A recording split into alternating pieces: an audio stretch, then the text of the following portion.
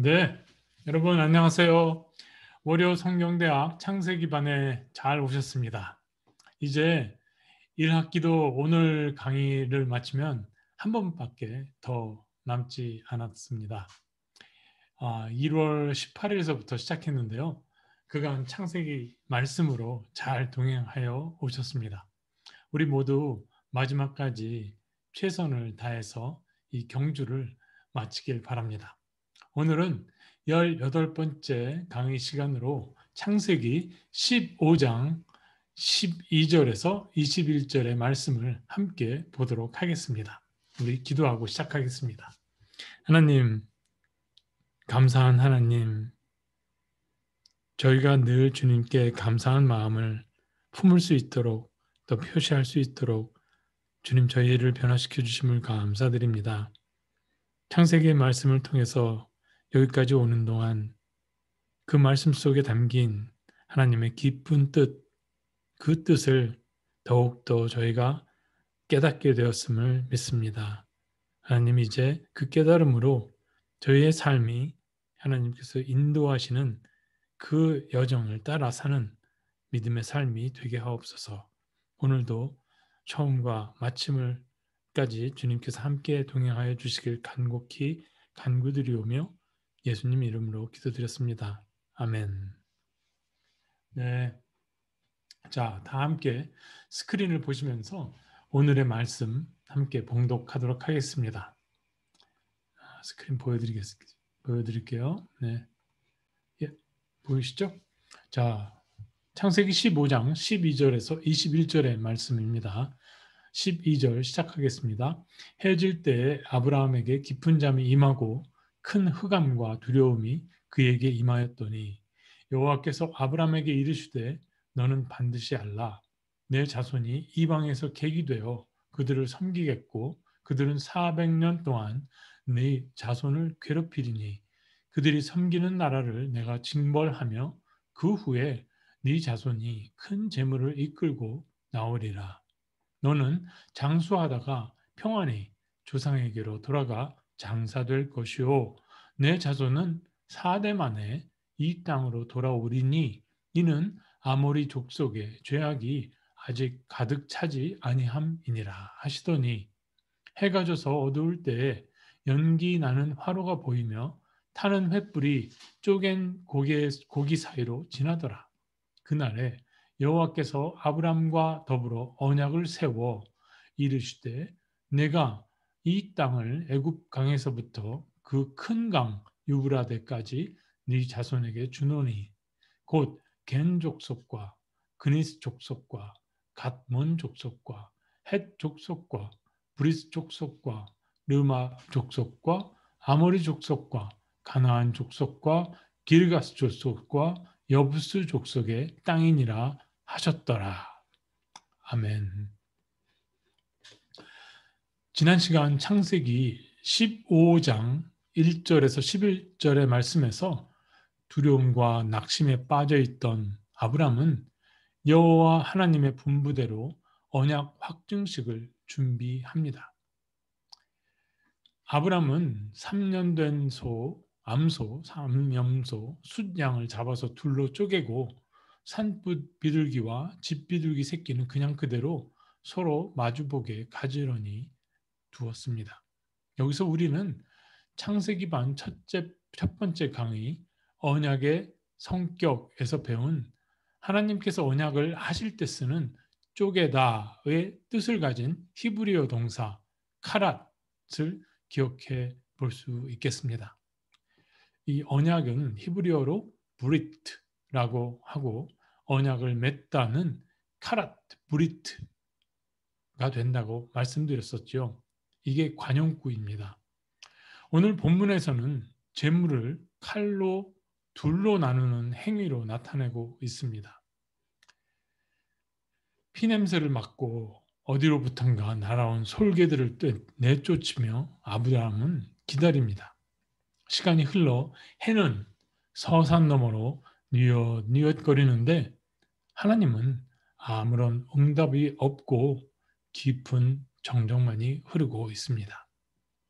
이 적막함 가운데 어둠이 차츰 길게 그림자를 드리울수록 아브라함의 불안과 의심도 따라서 점점 커지기 시작합니다. 창세기 기자는 이것을 아브라함에게 깊은 잠이 임하고 공포와 어두움이 임하였다라고 표현합니다. 여기서 깊은 잠은 육신의 잠을 의미하는 것이 아닙니다. 히브리어 원문에서 깊은 잠과 그냥 잠은 다른 단어를 사용합니다. 슬라이드에서 보시는 바와 같이 히브리어로 깊은 잠은 타데마이고 그냥 잠은 쉐나입니다. 타데마는 영혼의 깊은 잠 또는 영혼의 깊은 어둠이고 쉐나는 육신의 잠입니다. 깊은 잠은 하나님께서 역사하시는 카이로스의 시간이고 잠은 크로노스의 시간입니다. 깊은 잠의 대표적인 예가 창세기 2장 21절에서 아담의 돕는 배필을 만드시는 그 장면에서 여호와 하나님이 아담을 깊이 잠들게 하시니 잠들매라는 이 말씀 가운데 깊은 잠, 바로 그것이 타데마입니다. 육신의 잠의 대표적인 예가 시편 127편, 우리가 즐겨 좋아하는 시편 127편의 2절의 말씀. 그러므로 여호와께서 그의 사랑하시는 자에게는 잠을 주시는도다 해서 나오는 잠입니다. 그래서 깊은 잠, 타데마는 하나님께서 계시하는 비전의 뜻을 담고 있고 잠, 쉐나는 하나님께서 주시는 편안한 안식과 쉼을 이란 뜻을 담고 있습니다. 이런 뜻에서 본다면 깊은 잠, 타데마는 창조의 과정과 같습니다. 그래서 깊은 잠의 시간은 새 창조 직전의 혼돈의 시간이며 고통의 시간이자 번민의 시간이요 결단의 시간이며 거듭남의 시간이 됩니다. 이 상황에 놓인 한 인간의 심리 상태를 그림으로 표현해 본다면 질풍노도의 공포 속에 혼돈의 바다 한가운데에서 파도에 휩쓸려 이리저리 방황하는 한 척의 배로, 위태로운 한 척의 배로 그려볼 수 있습니다. 여기서 이제 신학 용어를 하나 알려드리겠습니다. 성경책에 창세기 15장 성경책에 써두시면 좋을 것 같습니다. 이렇게 혼돈과 벌이는 사투를 신학적 용어로 카오스 캄프라고 하고 독일어인데요. 카오스 캄프라고 하고 그리스어로는 엑스타시스. 우리가 보통 엑스타시라고 하잖아요. 영어로요. 근데 그리스어로 엑스타시스라고 합니다. 카오스 캄프, 엑스타시스 이렇게 적어두시면 우리가 함께 창세기 반에서 공부한 기억을 되살리실 수 있을 겁니다. 자, 이 카오스 캄프의 시간은 하나님께서 선택하시고 사랑하는 사람에게 반드시 찾아오는 그리고 반드시 겪어야 하는 운명의 시간입니다. 깊은 잠을 가장 잘 묘사한 성경 구절이 있는데요. 그것은 욥기 4장 12절에서 16절입니다. 스크린 보시면서 함께 읽어볼까요? 어떤 말씀이 내게 가만히 이르고 그 가느다란 소리가 내 귀에 들렸었나니 사람이 깊은 잠들 즈음 내가 그 밤에 본 환상으로 말미암아 생각이 번거로울 때에 두려움과 떨림이 내게 이르러서 모든 뼈마디가 흔들렸느니라. 그때 영이 내 앞으로 지나매 내 몸에 털이 쭈뼛하였느니라. 그 영이 서 있는데 나는 그 형상을 알아보지는 못하여도 오직 한 형상이 내 눈 앞에 있었느니라. 그때 내가 조용한 중에 한 목소리를 들으니, 네, 욥기의 말씀으로 비추어 보면은요, 영혼의 깊은 잠에서 경험하게 되는 이 공포는 우리가 지난 시간에 아브라함이 fear, 진실처럼 보이는 거짓 증거로 인해 느꼈던 이 심리적 두려움과는 전혀 차원이 다른 위대한 하나님의 임재 앞에선 미약하고 초라한 인간이 경험하게 되는 거룩한 영혼의 공포라고 해야 할 것입니다. 이 거룩한 공포 가운데 아브라함에게 하나님의 음성이 들려옵니다. 너는 똑똑히 알라. 이 문장을 히브리어 원문은 알다, 영어로 know, 그러니까 알다라는 동사 야다라고 있는데요. 이 히브리어 동사 야다를 2번이나 사용해서 강조해서 표현하고 있습니다. 이 문장은 15장 8절에서 아브라함이 했던 질문, 내가 이 땅을 소유로 받을 것을 무엇으로 알겠습니까? 에 대한 하나님의 응답이었습니다. 너는 이제부터 내가 하는 말을 똑똑히 듣고 알아라. 하나님께서 주신 언약의 내용은 5가지입니다. 잠깐만요. 네. 첫째, 내 자손이 이방 땅에 난민으로 갔다가 400년 동안 종살이를 하며 고난을 당할 것이다. 둘째, 네 자손들을 내가 그 이방 땅을 벌하여 구원할 것이다. 요즘 출애굽기 우리가 묵상하고 있잖아요. 그것과 연관지어서 생각해 보시기 바랍니다. 세 번째, 너는 평안히 죽어 너희 열조와 함께 할 것이다. 네 번째, 내 자손들은 가나안 족속의 죄악이 가득해질 때 그때 4대 만에 가나안 땅으로 돌아올 것이다.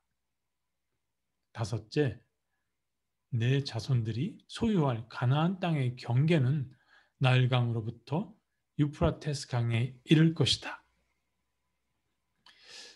여기서 아모리 족속은 가나안의 으뜸 가는 부족으로 가나안 부족 전체를 상징합니다. 하나님께서는 아모리 부족의 죄악을 이미 창세기 13장 13절에서 주목하고 계셨습니다. 소돔 사람은 여호와 앞에 악하며 큰 죄인이었더라. 하나님께서는 아모리 족속의 어떤 점을 사악하게 보셨던 것일까요? 이에 대해서는 나중에 창세기 기자의 설명이 있을 것으로 기대하고요. 여하간 가나안 부족의 죄악이 하나님께서 생각하시는 수준에 이르게 될 때 하나님은 아브라함의 자손을 들어서 가나안 땅을 심판하신다는 이야기입니다. 그날까지의 시간은 아브라함의 후손들의 4대에 걸친 시간으로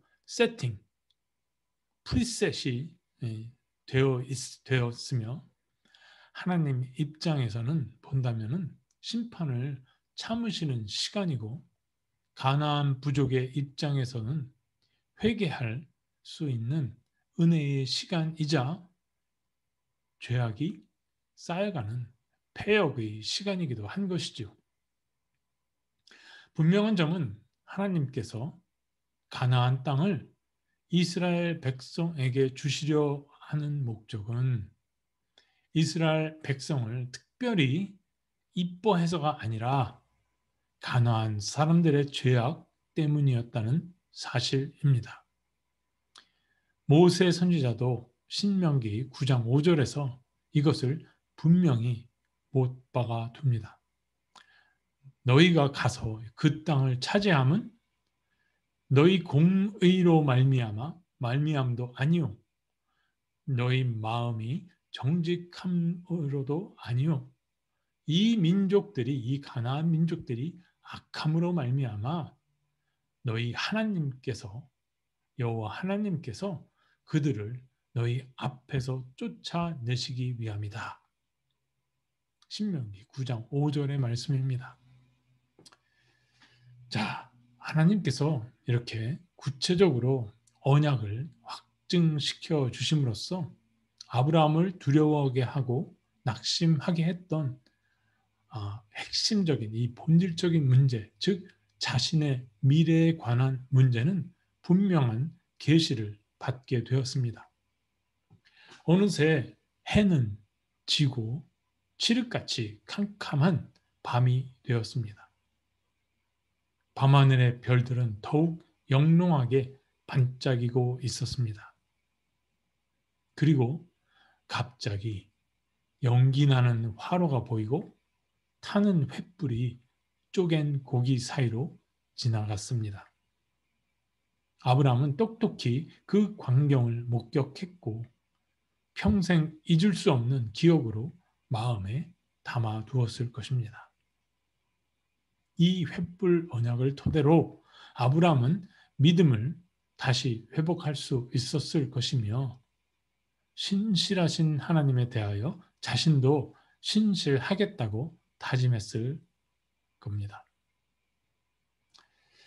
여기서 창세기 1장에서 말하는 하루의 개념을 한번 함께 생각해 보고 싶습니다. 하나님의 하루의 개념은 저녁이 되고 아침이 되니 입니다. 저녁이 되고 아침이 되니. 인간의 하루는 해가 뜰 때부터 시작합니다. 그런데 하나님의 하루의 시작은 해가 지기 시작할 때부터 시작합니다. 그래서 하나님의 하루와 인간의 하루는 개념이 다릅니다.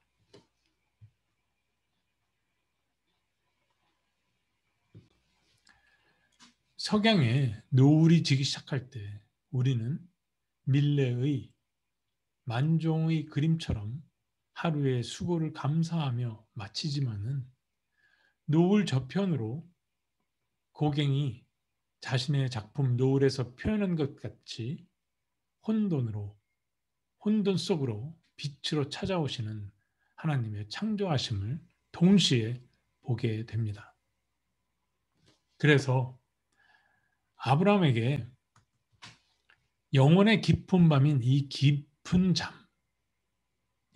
잠이 찾아온 시각 11절에 해가 질 때라는 표현은 하나님의 시간, 하나님의 창조의 역사가 바야흐로 시작되었다는 암시이며 17절에 해가 져서 어두울 때는 하나님께서 창조의 역사를 진행시키고 계시다는 것을 암시하는 것입니다.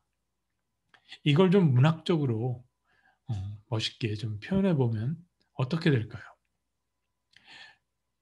인간의 태양이 서편으로 넘어갈 때 하나님의 은혜의 여명은 밝아온다. 이건 어떻습니까? 인간의 태양이 서편으로 넘어갈 때 하나님의 은혜의 여명은 밝아오기 시작한다. 이렇게 영혼의 깊은 밤인 깊은 잠은 하나님께서 한 인간을 겸손케 하시고 그 사람의 믿음을 다시 견고히 세워주시는 거룩한 은혜의 시간이자 은혜의 자리인 것입니다. 저는 여러분에게 이 영혼의 깊은 밤, 깊은 잠의 시간이 있으시기를 찾아오기를 소망합니다. 자, 여기까지가 오늘 본문에 관한 설명입니다. 자, 끝으로 언약에 대해서, 이 언약에 대해서 말씀을 드리고 오늘 강의를 마치려고 합니다. 하나님께서 아브라함에게 분부하신 언약 확증식은 당시 고대 근동 사회에서 행해지던 쌍방 간의 계약, 특별히 국가 간의, 부족 간의 조약 체결 방식이었다고 합니다. 이 방식은 계약의 당사자가, 조약의 당사자가 신 앞에서 생명을 걸고 생명을 담보로 맹세하는 서약이었습니다. 이것을 상징하기 위해서 계약 당사자들은 제물이 될 동물을 함께 고르고 칼로 잡아서 두 쪽으로 쪼개서 서로 마주보게 땅에다 놓습니다. 여기서 언약을 쪼개다, 카라트 브리트라는 관용구가 생겼다고 말씀드렸었죠. 두 쪽 사이에 땅에 이렇게 골을 파서 이 시체로부터 흐르는 피가 모이도록 했답니다. 그리고 그 위로 계약의 당사자들이 걸어가서 걸치고 있는 긴 겉옷에 피를 묻혔습니다. 피 묻은 옷으로 쌍방의 계약을 묶어버리는, 이렇게 바인딩하는 계약의 증표, 테스티모니로 삼았던 것이라고 합니다. 안 지키면 죽는다, 뭐 이런 의미였겠죠. 하나님과 아브라함 사이의 언약 확증식을 자세히 살펴보면 두 가지 상징, 심볼이 있습니다. 잠깐만요.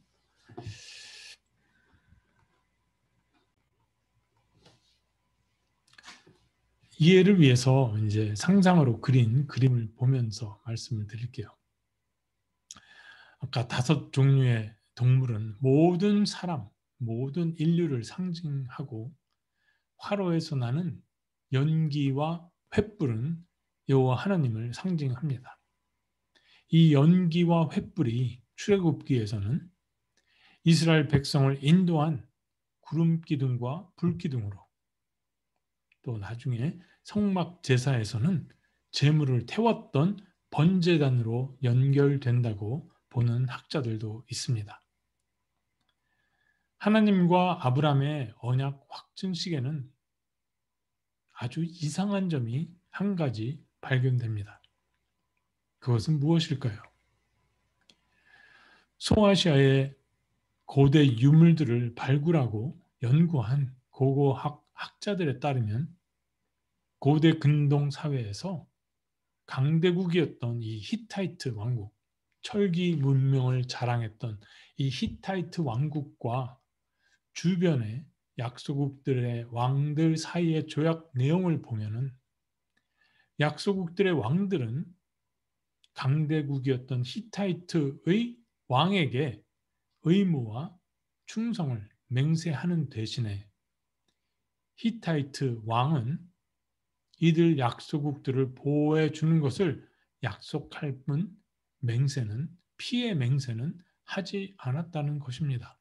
그러니까 강한 쪽은 말로만 약속하면 되는데 반해서 약한 쪽은 의무와 충성을 맹세까지 해야 했던 것이었죠.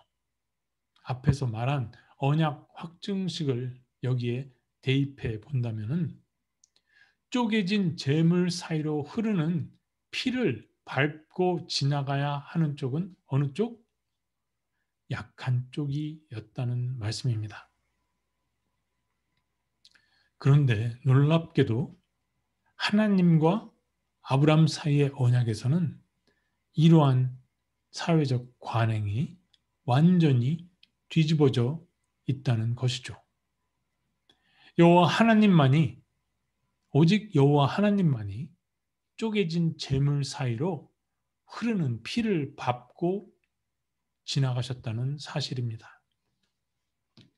아브라함은 그냥 바라만 보고 있을 뿐 재물 사이로 지나가지 않았습니다. 다시 말해서 영원하신 여호와 하나님께서 영원하신 당신 앞에서 당신의 생명을 담보로 삼아 맹세를 하고 일방적으로 언약을 확증시켜 주셨다는 것입니다.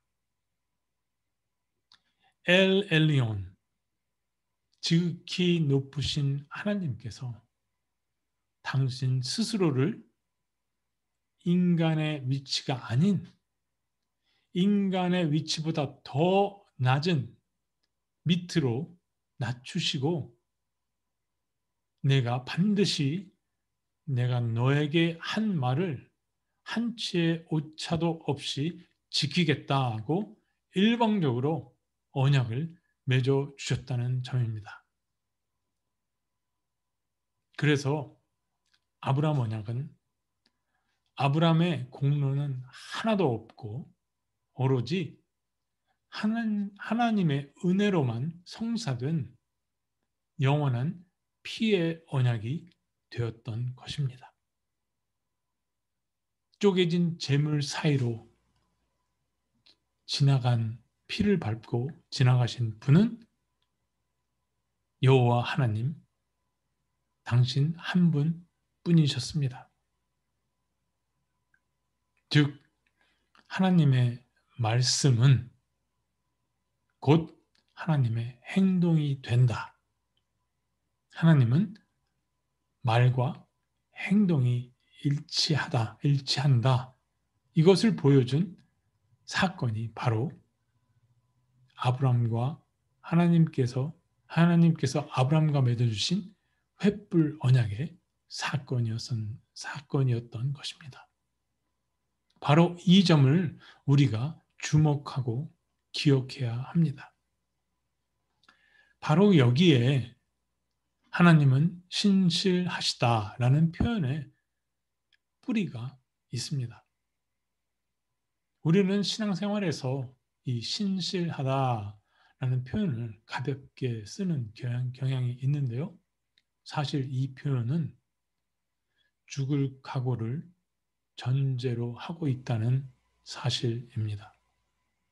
그래서 하나님과 아브라함 사이의 언약 확증식 내용을 잘 아는 사람이라면, 그리고 십자가의 참 의미를 잘 아는 사람이라면 신실하다, 영어로 faithful 또는 steadfast라는 표현을 가려서 쓰게 될 것입니다. 아무렇게나 쓰지 않게 될 것입니다. 신실하다라는 표현은 거룩한 표현이며 이 의미를 안다면 하나님의 신실하심에 내가 신실함으로 응답하는 것이 믿음이다 라는 말의 뜻을 더 깊게 깨닫게 될 것입니다. 우리의 믿음은 그래서 오직 하나님의 신실하심이 있기에 가능한 것입니다. 우리의 소망도 오직 하나님의 신실하심이 있기에 가능한 것이고요. 하나님께 신실한 나는 당연히 이웃을 향해 신실할 수밖에 없으므로 우리의 사랑도 오직 하나님의 신실하심이 있기에 가능한 것입니다. 영원히 변함없으신 하나님의 거룩한 신실하심은 하나님의 정의와 하나님의 긍휼의 원천이 되는 것입니다.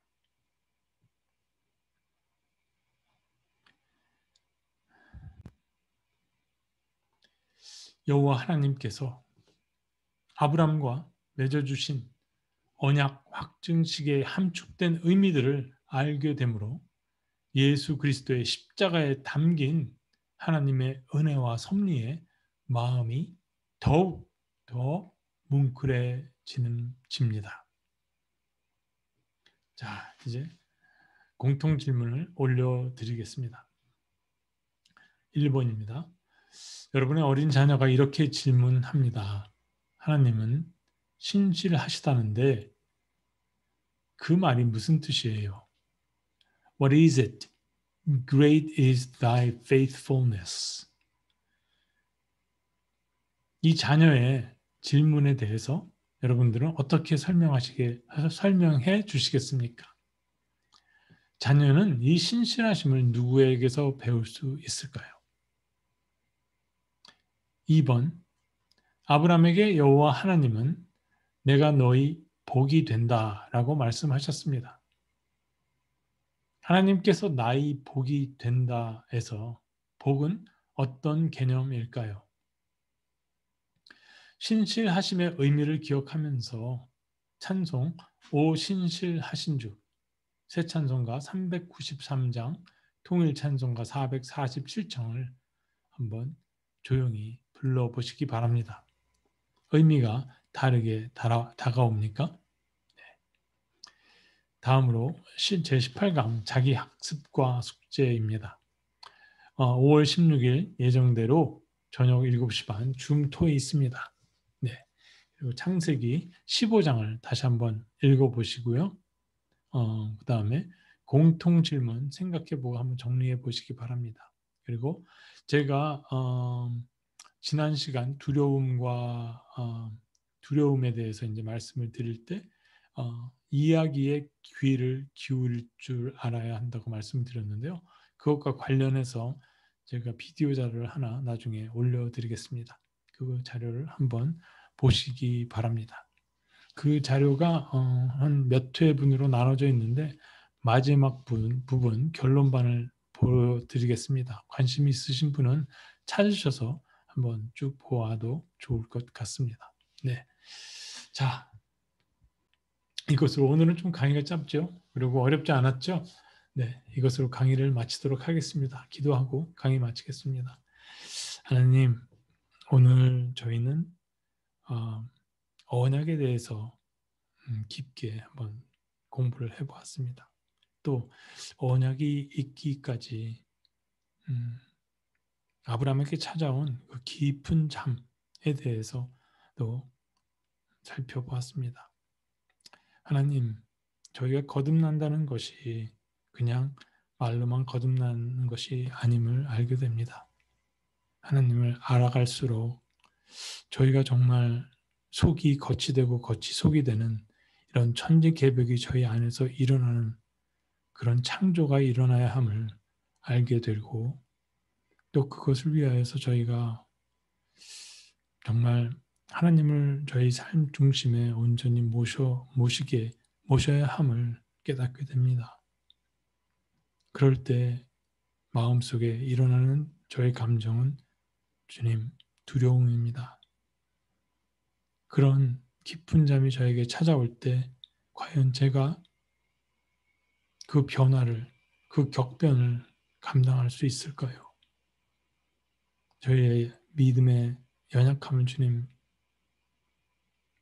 돌보아 주시고 또 찾아오는 그 격변의 시간, 새롭게 태어나야만 할 그 시간, 그 운명의 시간을 준비시켜 주시옵소서.